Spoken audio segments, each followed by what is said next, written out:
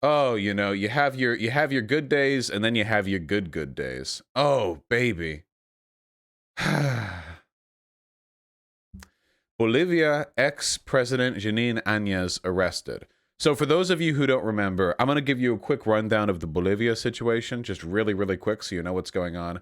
Basically, for a long time, Bolivia kind of sucked because it was not being ruled very well, and there was a lot of racism and a lot of colonialism, and it wasn't good. It was very cringe. And then this cool guy called Evo Morales popped out, okay? Really muscular guy, huge cock, just 8 feet tall, flexed so hard that Bolivia's standard of living skyrocketed. Really, really cool guy.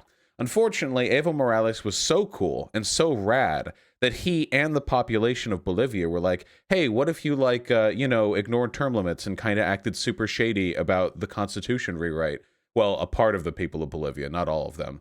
So basically, he kind of skipped out on term limits, but to his credit, he skipped out on term limits.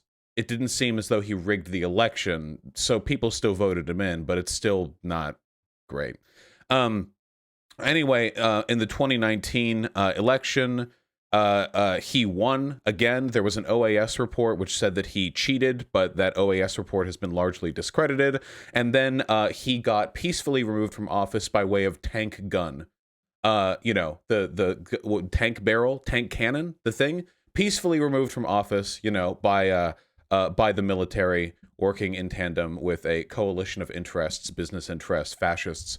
And after he was peacefully and not a coup removed from office, Jeanine Áñez took up, and she was a fascist. She was white, and in Bolivia, the racial dynamic there is very complicated, but the big split seems to be between white and white-aligned interests and indigenous interests. About 2/3 of the population of Bolivia is indigenous. Evo Morales was their first indigenous president, and he pledged to sort of help them, whereas previous leaders really hadn't. And then this Jeanine Áñez character comes up, and she's like, hey, by the way, indigenous people work with Satan. The Bible is the only moral light in all of life. This country is being taken back to the Christ-like days, not great. And Jeanine did a lot of really shady shit, like trying to immunize soldiers against legal consequences for actions they took against Evo Morales' supporters. So literally, you can do whatever you want, dog. You can just you can just go for it, just do what feels natural. There were supporters of Evo Morales who were dragged through the streets by their hair. They had to flee the country. And then there was another election just recently, just a couple of months ago. And hey, Evo Morales didn't run, but the party Evo Morales represented, the MAS party, MAS, won by a pretty decisive margin. And now we have a new sprightly young socialist in office, and it looks like Bolivia is going to get back on track. One of the first things they did after winning, by the way, was cut the IMF loan that Jeanine Áñez had taken. You know how the IMF typically partners with authoritarian governments to, internationally bolster their leadership on the condition that they liberalize their economy and subject their workers to a lot of really shitty conditions? Yeah, well, anyway, the MAS party comes back in power, and they're like, nope, we're canceling that loan. Goodbye. Whoop. Basically, a lot of really cool stuff like that. Hold on. Stop simping for Evo. He was an empty-worded populist who wasted more time leading a stupid crusade against hundreds-year-old treaties rather than fixing its country's issues. I don't know why you'd say that. Hold on. Evo Morales. Evo Morales is one of the few leaders in the socialist-aligned world for whom I have a ridiculous amount of respect. If you actually take a look here, I mean, he was president for 4 terms, or I guess 3 1/10 or whatever. But if you actually take a look at the reform, yeah, upon Morales' election, the illiteracy rate was 16%, the highest in South America. Tried to rectify it. By 2009, it had declined to 5%. So he got in 2006, and then by 2009, it had dropped to less than 1/3 of its previous illiteracy rate. everything, like from medical care to like yeah. Oh, sorry. My apologies. I misread. By 5%. By 5%, not to 5%. My apologies. Fake news. It dropped by a third, not to a third. My apologies. Socialist misinfo coming at you yet again. That's gotta be careful. But anyway, like in every respect, from like education to healthcare to standard of living, Evo Morales was really, really good for the population. Additionally, I mean, he was really good to its indigenous population, which previously had not been treated particularly well. I did a video on this before, and I guess all that information is still relevant, but I strongly suggest that you take a look at Evo Morales' presidential record, because this guy was like, this guy really worked. This guy worked to make the country better. You know? Not to say that he's perfect or anything, but he did. He really did. Anyway, I'm really hoping that the MAS party continues in the, you know, the positive direction that it has thus far represented. Vosh, Wikipedia still says the OAS report is accurate. Is this just propaganda? So the OAS report, it's been like a year and a half since this, but if I remember correctly, the OAS report was discredited because there were components of it that levied criticisms at the democratic process that ended up being complete fake news. As in, it had to do with the informal versus formal count of the votes that are held in Bolivia's presidential election and the switchover between them, which is a long-standing process that's happened many times before. But the OAS cited that as evidence that there was some fuckery going on, when in reality that would be like saying there's fuckery going on in the American election because like the electoral college vote was what was counted rather than the popular vote. I mean, you can have a problem with that system, but it's not corruption. That's how the system works and has worked. You can, it's okay to say that's not good, but not that it's like a malicious attempt to manipulate the vote count. But this was nearly 2 years ago. I'd want to look over it again before levying any specific criticisms. But whatever the case is, hey, Mas is back, baby. Yeah. Is this not an anti-intellectual take? No. What? What do you think anti-intellectual means? All right. No more distracting me, okay? Anyway. Bolivia's former interim president, Jeanine Áñez, has been arrested over the 2019 political crisis that saw her replace predecessor Evo Morales, reigniting tensions in the South American nation. The conservative politician had faced an arrest warrant on charges of terrorism. Bosch, the report was done by professionals. No. Wait, what does that mean? Wait, hold on. Anti-intellectualism doesn't mean I have found a problem with a thing that professionals put out and I am criticizing it. That's not what that means. Jesus. Technocrats be gone. The people in the suit said this, so challenging it is tantamount to anti-intellectualism. Come on. Sedition and conspiracy over an alleged coup. Can we get rid of the alleged? Come on. I don't know how far we have to go before we can drop the alleged on this. After she replaced Morales in November 2019 when he fled the country during widespread protests against his re-election. I informed the Bolivian people that Jeanine Áñez has already been apprehended and is currently in the hands of the police. The Minister of Government, Carlos Eduardo de Castillo, wrote on Twitter and Facebook on Saturday. Castillo congratulated their police for the great work in the historic task of giving justice to the Bolivian people. You know, if I remember this correctly, she was actually found hiding in a box Saturday. You like that? You like that toss? Yeah, here we go. Bolivian police said they found Jeanine Áñez hiding in a box after hours of searching in the city of Trinidad. When she was not in her home, many feared that she had fled to Brazil. However, she was still in her city. She had failed to leave in time. So, you know, just she was waiting in the coup box, I imagine, to wait out the end times. But sadly, the coup box was not. The coup box was not as good of a strategy. Mom found the coup box. Everyone panic. Why do fascists love Brazil so much? Well, Brazil is currently being run by Bolsonaro, right? So, I mean, it makes it... Maybe... I imagine that Bolsonaro would probably give pretty wide protections to somebody like Jeanine Áñez. What with him being, you know, like a piece of shit and everything like that. Anyway. Janine Áñez claimed that the political persecution had begun, funny, after she orchestrated a coup and supporters of Evo Morales were dragged out into the street and protesters were shot. She added the government has accused her of participating in a coup d'etat that never happened. Very, very nice. What does Pac-Man think of this? I don't know. Morales, Bolivia's first indigenous president, resigned in November 2019 amid pressure from some of the public, the armed forces, and opposition leaders who accused him of stealing an election a month earlier. Now, I want to be perfectly clear again.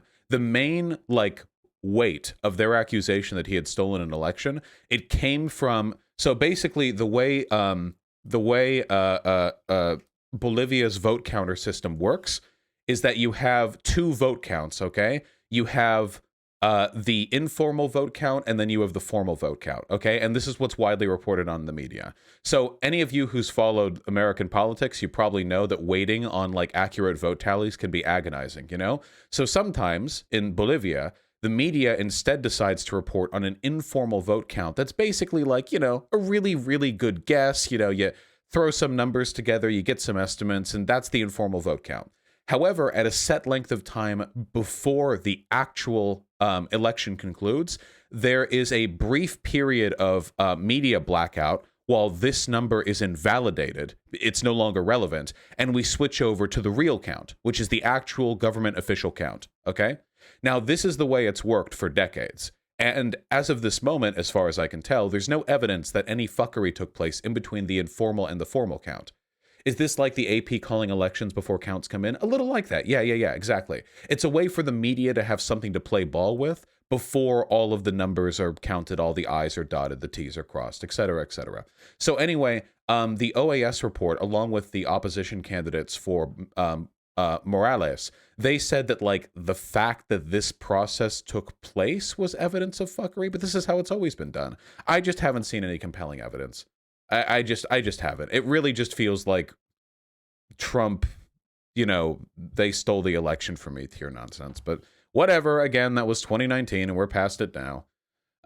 Also, the other issue with those OAS reports is that they contain information that it's not possible for us to double check, If an independent electoral committee says that hey, we ran some numbers and this is fake, how do you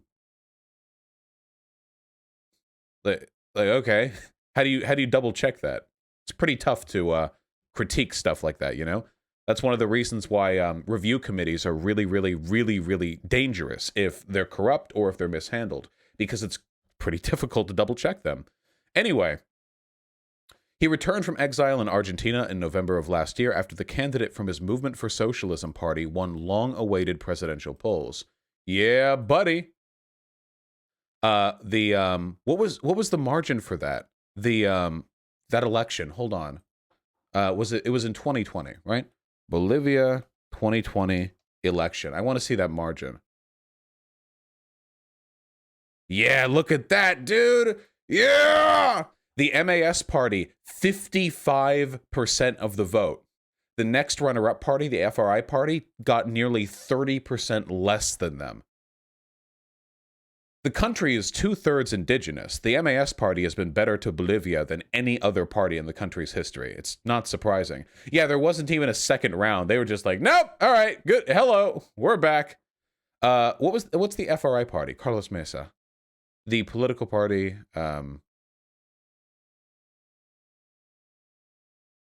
could I get a description of their political? It's called the Revolutionary Left Front, so I'm assuming that it's oh, hold on. Ideology, progressivism, social democracy, third way, historical, communism, and Marxism-Leninism. Political position is currently center-left, used to be far-left. Okay, so I'm guessing they would be more of the Social Democrat Party now. There are a lot of old communist parties that used to be, that used to be communist, and now they're social democrat. And then, of course, we have the Movement for Socialism Party, the Poggers Party, as I like to refer to it, solidly left-wing. They control the Chamber of Deputies. They control the Senate. And, yeah, really looking forward to how they do. But the Independent Party. It's just nothing, just independent. Okay, it's not an independent party. It's just independent. What's this guy all about? Luis Camacho? A lawyer, businessman, activist, and politician. a member of the Revolutionary Nationalist Movement. Okay, this probably a right-leaning party. I'm gonna take a hot guess. Camacho entered Bolivian politics as a presidential candidate for the Christian right-wing party Cremos, along with Potosi Civic Committee leader Marco Primari as his running mate. Activism. Revolutionary Nationalist Movement. 2019 protests.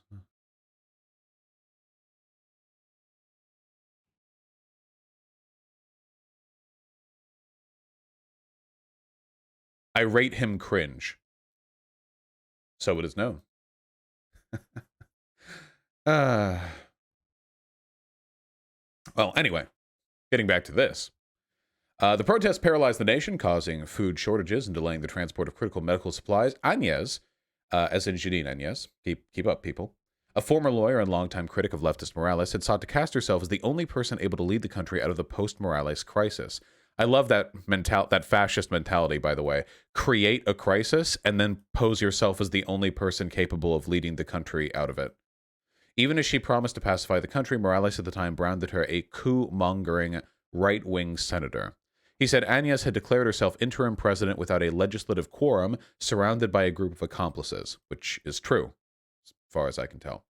As Saturday morning, Morales tweeted that the authors and accomplices of the dictatorship that looted the economy and attacked life and democracy in Bolivia should be investigated and punished. Others have raised concerns about the arrest warrant and charges, though. That's not justice, said former President Carlos Mesa, who finished second behind Arce in October's presidential vote. They are seeking to decapitate an opposition by creating a false narrative of a coup to distract from a fraud. So I'm going to finish this on one point, okay? One of the reasons why I'm not too concerned about this narrative is that by all accounts, it looks like the people of Bolivia overwhelmingly want the MAS party. You know what I mean? If this was some incredibly narrow race where the people of the country are like deadlocked between socialism and fascism, at that point, stuff like this, the arrest and trial of an opposition leader, could actually have a really strong influence on vote precedents in the future, and it would be like, a little more dicey. But in this instance, as far as I can tell, it looks like the MAS party is just killing it. 55% is overwhelming. Yeah. When the next runner-up got 28%, yeah, 55% is overwhelming. Overwhelming. I mean, huge. And because of that overwhelming electoral, weight, I'm not as concerned about the idea that like trying Jeanine Áñez for the bad shit that she legitimately did, is going to like meaningfully disrupt the democratic process. I mean, I actually think there's a stronger argument for saying that impeaching Donald Trump is an illegitimate reframing of power in America than what's happening right now with Jeanine Áñez, because at least the Democrat and Republican parties are pretty neck and neck in a lot of districts, but maybe not so much here. Bosch, there was definitely a spoiler effect going on in the other 45%, which may not be the case next time. No, the next runner-up was from the FRI party, a social democrat. We can look more. Carlos Mesa was the person who just spoke on there. How far right is this person? Let's see. How cringe are we? How are we feeling it? They were president from 2003 to 2005. Let's see. Foreign pressure. Gas referendum. Not as much written on this guy.